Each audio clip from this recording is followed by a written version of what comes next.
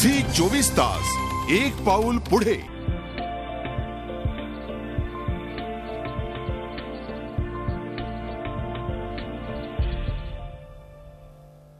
मिलिंद, या पाहिलेल्या निसर्गाचं तू छायाचित्रण केलंस। हा फोटोग्राफीचा छंद नेमका कसा लागला आणि त्यातनं दिसलेला निसर्ग कसा होता? तुला आधी पण मी सांगितलं की माझे वडील भटके, आम्हाला खूप त्यांनी फिरवलं आणि त्याच काळात मला त्यांनी एक क्लिक 3चा कॅमेरा दिला। त्यांनी असे चौकोनी ब्लॅक अँड व्हाईट छोटे फोटो यायचे, म्हणजे त्या एवढ्या लहान वयात तोच योग्य कॅमेरा तो हाताळण्यासारखा। पण ते काढल्यावर त्यातनं फोटो काढताना मला जाणवलं की फोटो बरे काढतोय आणि सगळी मंडळी, वडीलधारी मंडळी, त्यांनाही वाटायचं की चांगले फोटो काढतोय। मग हळूहळू माझ्याकडे कॅमेऱ्याची इम्प्रूव्हमेंट होत गेली। जसं माझी आर्थिक परिस्थिती सुधारत गेली तसे माझे कॅमेरे सुधारत गेले। मग पेंटॅक्स K1000 म्हणजे ज्याला काय म्हणतात ते दोन्ही प्रोफेशनल्स पण वापरतात आणि नवीन शिकणारे पण वापरतात। मग त्याच्यापुढे निकॉन D200 पर्यंत आलो मी। मग कॅनन 550D हे सगळे आता कॅमेरा मी वापरतोय। तर ह्या कॅमेऱ्यामधनं मी फोटो काढत गेलो आणि हे फोटो मी एकेकाळी लोकप्रभामध्ये छापलेले कंटिन्युअस। एक कॉलम होता, अनोखी पर्यटन स्थळे। त्या कॉलममध्ये माझे फोटो म्हणजे मी काढलेले फोटो आणि त्यावर त्या स्पॉटबद्दलची माहिती, असा तो कॉलम होता। तो प्रदीप वर्माने मला दिला, तो लोकप्रभाचे संपादक, आणि तो खूप पॉप्युलर झाला। आणि त्याचं मग एकत्रीकरण करून माझी मुलुकगिरी पहिलं पुस्तक केलं। त्यामुळे ते माझी मुलुकगिरीपर्यंत माझी फोटोग्राफीचा प्रवास बराच झाला होता। जशी तू जमिनीवरनं ही फोटोग्राफी केली तशी उद्धव ठाकरे यांच्याबरोबर एरियल फोटोग्राफी म्हणजे आकाशातनं, हेलिकॉप्टरमधनं महाराष्ट्र वरतून पाहिला। मला सांग, महाराष्ट्र कसा दिसला वरतून, वरतून आणि खाली गाभाऱ्यातून? छान प्रश्न आहे, कारण काय मी अशा फार मोजक्या लोकांपैकी असेल ज्यांनी खालून पण सगळं बघितलं आणि वरूनही सगळं बघायचं त्यांना सुदैवाने संधी प्राप्त झाली। आणि उद्धव बरोबर मला ती संधी प्राप्त झाल्यामुळे सगळे जे किल्ले खालून बघितले होते ते वरून कसे दिसतात हे म्हणजे एक तो अचाट आनंद असतो। त्याचा तो मी तुला सांगू शकत नाही शब्दात। जो ट्रेकर असतो त्याला जेव्हा बघायला मिळतं की आपण जे खालून चढलो ते वरून असं दिसतं, तेव्हा फार आनंद होतो। आणि खूप मजेची गोष्ट अशी की डोंगर प्रत्येक ठिकाणून वेगवेगळे दिसतात।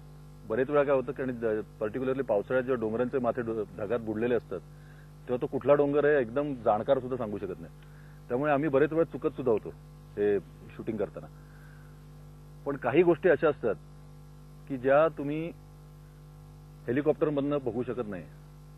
जे तू आता म्हणालास की गाभाऱ्यात देवळाच्या हेलिकॉप्टर जाऊ शकत नाही, त्यामुळे एखादा मंदिर शूट करायचं असेल किंवा किल्ला तर आपण तो बाहेरून सगळ्या अंगाने शूट करू शकतो, त्याच्या अगदी जवळ जाऊन शूट करू शकतो, दुरून त्याचे लॉंग शॉट्स घेऊ शकतो, आसपासचा परिसर कसा आहे ते सगळं दाखवू शकतो। पण त्या किल्ल्यावरचं एखादं मंदिर आहे, त्या मंदिराच्या आत काहीतरी आहे, ते अर्थातच एरियलमध्ये दाखवू शकत नाही। आणि तो अनुभव मी खालूनही घेतला भटकंती आणि डिस्कव्हर महाराष्ट्राच्या वेळेस।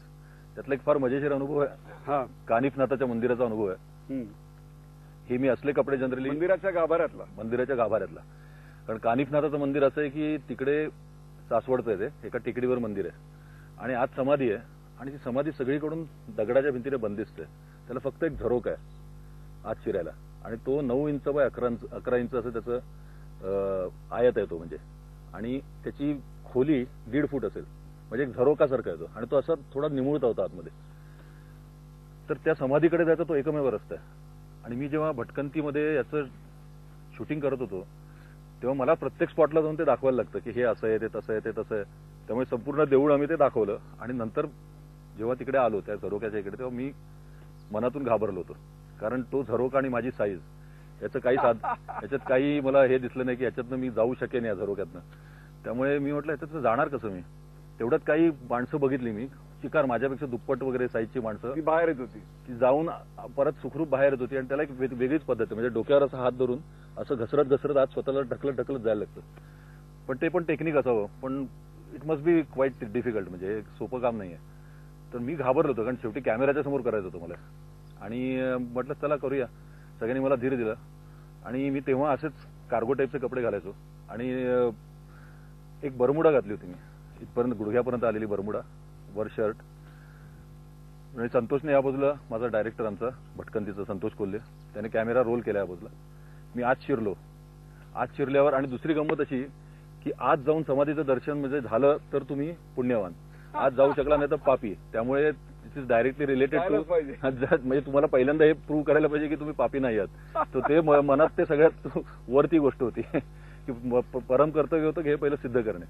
त्यामुळे मी म्हटलं काही करून आपल्याला आत तर शिरायला पाहिजे. मी आत शिरलो आणि पटपट गेलो आतमध्ये. तसं म्हणजे तसा सडपातळ आहे मी, त्यामुळे पटकन आत गेलो. डोकं आत शिरलं म्हणजे मी समाधीचं दर्शन घेतलं. पण त्याच्या पुढे काही मला जाता येईना. म्हटलं काय झालं, जाऊ का शकत नाहीये. आणि मला असं जाणवलं की मी पुढे सरकलो तर माझी बर्मिडा खाली जाते. काय भानगडे काय कळेना. मग मी विचार केला तर करायचं काय, मी काय करू शकत नव्हतं कारण मी या बाजूला होतो, सगळे त्या बाजूला होते, मला सांगता येईना. तिकडे संतोष ओरडतोय, अरे जा आतमध्ये, तू काय करतोयस काय, आमचा कॅमेरा रोल आहे, शॉट पूर्ण करायचं, तू इकडे मध्येच काय थांबलायस का, अडकलायस का, काय झालं तुझं. तर मी तिकडून आरडाओरडा करून आतून सांगतोय, म्हणजे माझं डोकं आतमध्ये की अरे पॅन्ट अडकली, काय बोलणार काय, काहीच आणि हात असे माझे, त्यामुळे काहीच करू शकत नव्हतं. मग मला साधारण अंदाज आला काय असतं, त्या बर्म्युडाला इकडे एक इलास्टिक असते आणि त्याला एक बटन असतं, त्याच्यामुळे ते आपण ते आवळू शकतो गुडघ्याच्या खाली. ते बटन त्या मागच्या भिंतीच्या दगडांच्या खात्यात अडकलं होतं. त्यामुळे मी पुढे सरकलो होतो, बर्म्युडा खाली सरकायची. बरं आता बाहेर त्या बाजूला पण लोकांची गर्दी होती, म्हणजे मी तशाच अवस्थेत बाहेर आलो असतो ते पण बरं दिसलं नसतं, ह्या बाजूला गेलो तरी बरं दिसलं नसतं. म्हणजे बर्म्युडा माझी बाहेर आणि मी आतमध्ये, असं कॅमेरात शॉट मिळाला असतं. So it was very very embarrassing. तर मी म्हटलं करायचं काय. मग शेवटी कसा बसा मी असं करत सावरत बाहेर आलो, या बाजूला आलो. आणि आलो तोपर्यंत माझी वरची इलास्टिक तुटली होती, म्हणजे ते वरी पण त्या बर्म्युडाला इलास्टिक होती. आणि अक्षरशः लोक खदा हसत होते त्या बाजूला.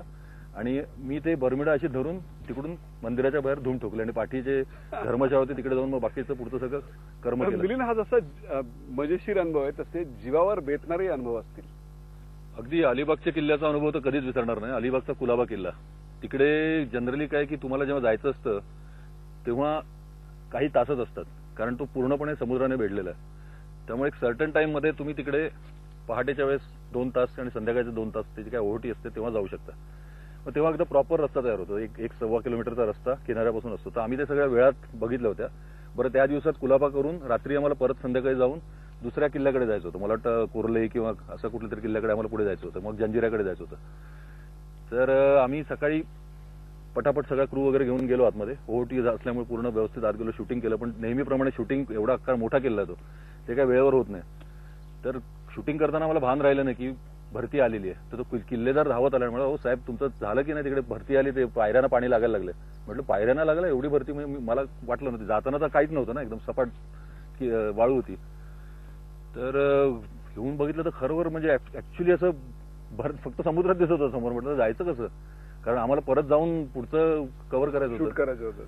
तर ह्या सगळ्या मंडळीत उंच मी, त्यामुळे मलाच हे करणं आवश्यक होतं की किती खोल आहे काय बघण्याकरता. तर मी 2-3 कॅमेरा, आमच्या बरोबरचे क्रूतले मेंबर्स आणि आम्ही असे 3-4 जण एकमेकांच्या हाताला हात धरून कॅमेरा वगैरे आतमध्येच ठेवले आणि हाताला हात धरून किती खोल आहे बघण्याकरता थोडंसं पुढे गेलो. बराच वेळ इथपर्यंत होतं पाणी, मग इथपर्यंत आलं आणि अचानक माझ्या इथपर्यंत आलं. तर माझ्या इथपर्यंत आलं म्हणजे बाकीच्यांचे जवळजवळ ते बुडायलाच लागले. आणि बरं त्या काळात मला पोहता येत नव्हतं, पोहणं मी नंतर शिकलो. त्यामुळे माझे पाय उचलले जायला, मी घाबरलो म्हणजे ऍक्च्युली. आणि लाटांचा आवाज वाढला होता. पाठून आम्हाला कळलं की कोणतरी म्हणजे ते किल्ल्यावरची वरून आरडाओरडा करतात. आम्ही बघितलं तर वरून ते हे थाळ्या बिळ्या वाजवून आम्हाला दे वर ट्राईंग टू टेल समथिंग. आम्हाला एवढं कळतं की मागे फिरा म्हणतात ते. तर काय करावं कळेना, काही सुचेना. म्हणजे बरं पोहता येत नाही. मी म्हटलं आता आपण करायचं काय. तर तेवढ्यात मला एक सुचलं की ते अलिबाग किल्ल्याच्या एका साईडला असे खडक बाहेर आलेले आहेत किल्ल्याच्या बाहेर. त्यातल्या काही खडकांची रांग अशी आमच्या लेफ्टला जवळ दिसत होती. मी म्हटलं आपण इकडे कट मारूया, इथे जसं असेल तसं जाऊया म्हटलं. आणि लकीली जर असं पाणी तिकडे कमी होत गेलं, तिथे जमिनीचाच भाग असल्यामुळे. आणि त्या खडकांवर आम्ही चढलो, तोपर्यंत आमच्या पायातल्या चपला बिपला सगळ्यांच्या गेल्या होत्या. खडकांवर ते शिंपले असतात कालवांचे, पाय फाटतात. त्याने अक्षरशः सगळ्यांचे पाय चिरले गेले, रक्तबंबाळ झाले. त्या साईडने अशी जागा नाही किल्ल्याला जायची, त्यामुळे आम्ही किल्ल्यावर असेच चढलो बिडलो. त्या काळात शत्रू वगैरे कसे चढत असतील तसे चढून धडपडत कसे बसे किल्ल्यात पोचल्यावर त्या किल्लेदाराने मला सांगितलं, साहेब तुम्ही जिकडून वळलात ना तुम्ही सुदैवी आहात. आम्ही तेच सांगत म्हणत होतो की आम्ही मोठमोठ्याने थाळ्या वाजून तुम्हाला त्याचं we are trying to tell you की या स्पॉटवर गेल्या आठवड्यात 7 जण बुडाले होते. पट्टीचं पोहणारे भोवरा आहे तिकडे. भटकंती आणि डिस्कवर महाराष्ट्राच्या प्रत्येक एपिसोडमध्ये आम्ही सांगत आलेलो आहे, दाखवत आलेलो आहोत. अगदी या राजमाची किल्ल्याचं पण, पाठी राजमाची किल्ला याचं शूटिंग केलं तेव्हा तिकडे गावातनं रस्ता सुरू होतो. अगदी मी फार जोरात सांगत होतो म्हणजे कॅमेऱ्यासमोर. गावात अतिशय सुंदर टुमदार गाव आहे, खालचं जे पायथ्याचं गाव आहे ना, इतकं छान सुंदर स्वच्छ गाव आहे, बघा कसं आहे वगैरे असं म्हणून मी वळलो आणि जो रस्ता होता जिकडून पर्यटक येणारे ट्रेकर्स वर चढतात तिकडे बाटल्या होत्या सगळ्या प्लास्टिकच्या. आणि मी मग गावकऱ्यांनाच एकाला बोलवलं आणि म्हटलं की हे नक्कीच तुमचं काम नाही. ते म्हणाले शक्यच नाही हो, हे कालच इकडे येऊन गेले बरेच लोक, त्यांनी टाकले. मी या बाटल्या आम्ही कॅमेऱ्यासमोर उचलून बाजूला टाकल्या, प्लास्टिकच्या एकत्र केल्या, जाळल्या. तर हे प्रकार फार बेकार वाटतात. आणि याच्यात परत कास तलाव तुला माहिती साताऱ्याच्या जवळ, तिथे तर म्हणजे फारच ट्रॅजेडी आहे. म्हणजे इतका सुंदर जागा ती आहे, पण त्या जागेच्या तळ्याच्या आजूबाजूला लोक जाऊन दारू पितात, बिअर पितात, जे काय पितात ते पितात. पण माझं म्हणणं आहे ते प्यायल्यावर ज्यातनं पितात ते परत घेऊन जा ना बरोबर, बाटल्या बिटल्या ते तिकडे फोडायचं काय आवश्यकता, तिकडे ते फोडतात, काचांचे खत असतात तिकडे. झी 24 तास एक पाऊल पुढे.